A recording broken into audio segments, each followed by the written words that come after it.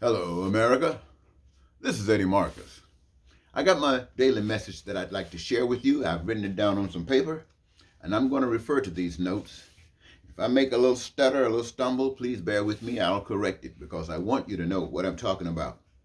This nation is founded on hate. I'm sure you would agree. Anti-love, anti-God. This country's hate is led by ignorance, by a denial of God, but yet want to be God. Speak of pro-life and pro-guns, contradictory. But we must create a new concept of life in America. The old way, hell, well, there's no way a race war would benefit anyone but the meek. We know America's value is from hell. And if there is a race war, the USA will look like Beirut. And those who advocate for evil won't be around, and only those called nobodies will reap the spoils. To think like the advocates of hate indicates the failure and deception of the church. In America, there is no respect for God other than the most expressive of evil and money. America is a white concept destined to fail. If not by guns, then by earthquakes and volcanic actions, by floods and wildfires, tsunamis, or sinkholes, or snow, or droughts. You see, in the midst of this hellish expression, I come before America and confess all we know in the USA is hell. Hell for the left and hell for the right. The reason is due to the absence of the true God of heaven.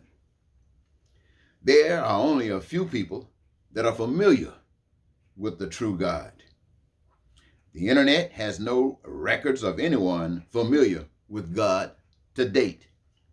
No preacher in America has a concept of what God is, black or white, only ignorance. In the sight of God, 8 billion people represents one person in need of enough food, in need of enough clothing and shelter, in need of enough education and health care, and the joyous ability to participate in life. This one person has enough of all things to share with 8 billion under the guidance of God. To this, I ask America, help me. I can't do it. I can't create heaven as long as you choose hell. Rich and poverty, crime and violence, pain and suffering are the hallmarks of hell. Nothing happening in America is trying to end that. January 3rd, 2022, evil is rampant across this nation for all to see, creating more pain, more suffering for others, that which is good for themselves. Now, let me tell you about God. This is an invisible power responsible for the earth we walk on, the bodies we live in. This God has provided enough for all from the beginning of time, from the beginning of life to its end. Not only the basic essentials for survival, but rather all that the mind can imagine, providing peace and prosperity and freedom, joy of life, and fulfilled dreams, that your needs, your wants, and desires are met at your leisure. No need to lie, to steal, to cheat, to kill, to terrorize, war. These are the tools of evil.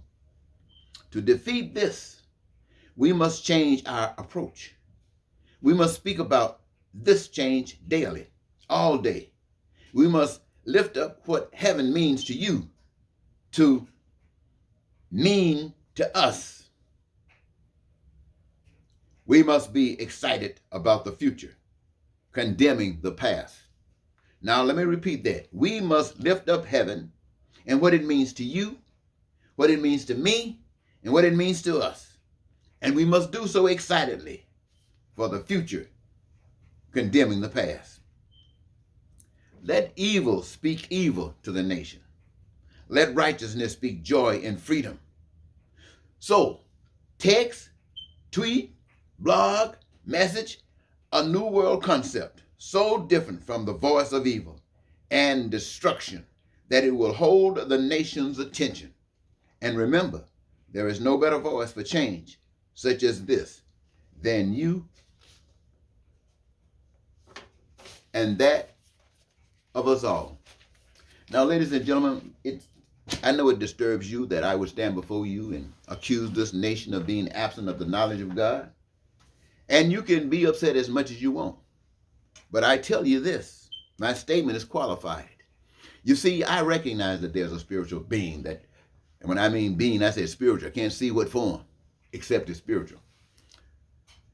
And I have been brought into a position to travel this nation and carry forward this information about heaven. And I've done it for quite some time, at least for 40 years.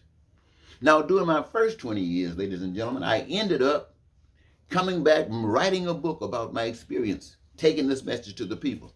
One title was A Walk Through Life from Hell to Paradise. And I'll just leave that one book with you, and I'll leave the others aside. Now, when I come back, and I've taken this message across the country, I've talked to the church, I've talked to laymen, I've talked to people all across the nation about heaven. And then I come back, and at the proper time, the Spirit says, run for President of the United States to make sure that that which you shared with the people can at least be addressed. And so I did. Now, I didn't run as the ordinary candidates do. They are lying, they're cheating, they're stealing, they're cunning, they're buying, and they're selling. No, I come with the truth. And I don't ask you for money. I give you the truth. If you want heaven, reach out and grab it. If you want heaven, put your hands to it. Well, nobody reached out and grabbed it. Nobody put their hands to it. And I knew from that point that there would come a time that that which represented the antithetical of that which I spoke, would eventually come on the scene. And it did. It was in the form of the 45th President of the United States, advocated total evil, nothing relative to the heavenliness that I spoke. And you know what? They made him President of the United States. And from that point to this point, they still been lying and cheating and stealing, speaking hate, speaking racism, speaking bigotry, destroying everything in the as far as the institutions of this country are about. And you know what? Still running around doing it, breaking the rules, breaking the laws of normality. And you got to be controlled by the devil to still be outside of this. You know, I couldn't do it. You couldn't do it. Any of us who had tried any of that, we would be just like those guys that's going to jail right now for entering into the White House or into the government building. Yeah, we'd all be gone. But the devil, no, the devil's the master. The devil stays outside and everybody else go to jail if they have to, not the devil. And so, ladies and gentlemen, I have no problem standing before you when I tell you that the church does not speak of God because all they're concerned about is the same thing that everybody else is concerned about. M-O-N-E-Y. They're concerned about prestige. They're concerned about buildings. They're concerned about looking good. They're concerned about having a big parking lot so cars can come out there and people can come and hear these messages and make you look like you're important. All of a sudden now you are somebody, but the nation is still under pain, under suffering, under all of the hellishness that we've been going through all our lives. And I'm telling you, it's not going to go anywhere unless we make a change in ourselves. We got to stop believing in those who advocate evil. We got to stop believing in those in a position of power to not only say, do good for us, but to destroy us. No, we got to look for the source of that which we all want. And we can't see that, so we got to look for it, invisibly, spiritually. And once we recognize how it can be done, we must allow that to live within us. And we must be a physical expression of that. And this, my friends, will eradicate all that the lies and the cheating and stealing have created. That's pain and suffering. And you, my friends, will have your needs, your wants, and your desires at your leisure. Ladies and gentlemen, I think I'll just take a pause here. Just wanted to share that with you. So start thinking about it. I need your support if I am going to be successful in the mission of creating heaven, so that you, your whole entire American family, white and blacks, LBG and straight, will be blessed by the power of love. Now, if they can talk about these are our streets, if they can talk about niggers, if they can talk about the Jews, if they can talk about the LBGs, if they can lift themselves up to be the killers of this nation, killers, the destroyers of this nation, if they can lift themselves up, then we should be able to lift ourselves up as the one who revived things, who changed things, who made things beautiful like we dreamed them to be. Think about that. Till next time, this is Eddie Marcus. Say goodbye.